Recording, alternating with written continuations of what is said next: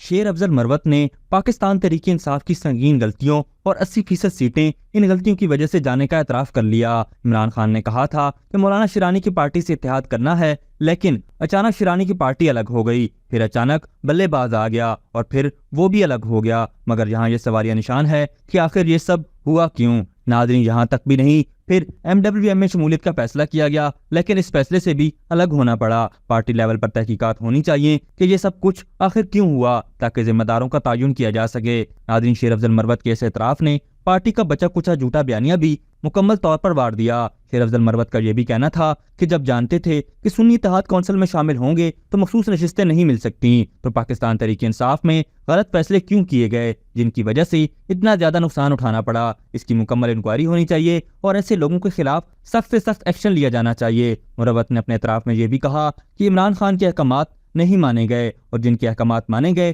ان کا تو مجھے بھی نہیں معلوم۔ پارٹی کے اندر ایسے لوگوں کی شناخت ہونی چاہیے۔ اس نے یہ بھی بتایا کہ عمران خان نے بھی افسوس کیا کہ میری بات نہیں مانی گئی اور میری پارٹی پر اپنی مرضیاں چلائی گئیں۔ اس کے علاوہ دوبارہ گنتی میں مسلسل سیٹیں ہارنے کے بعد شیر افضل مروت نے اسمبلی سے استعفے دینے کا اشارہ بھی دے دیا۔ ابھی تک کے لیے صرف اتنا ہی۔ مزید دلچسپ اور تازہ ترین خبروں سے آگاہ رہنے کے لیے ہمارے چینل اسلام آباد انسائیڈر کو سبسکرائب کرنا مت بھولیے، اور اگر ہماری یہ ویڈیو آپ کو اچھی لگی ہے تو اسے لائک کر دیں اور اپنی قیمتی رائے کا اظہار نیچے دیے گئے کمنٹ سیکشن میں ضرور کریں۔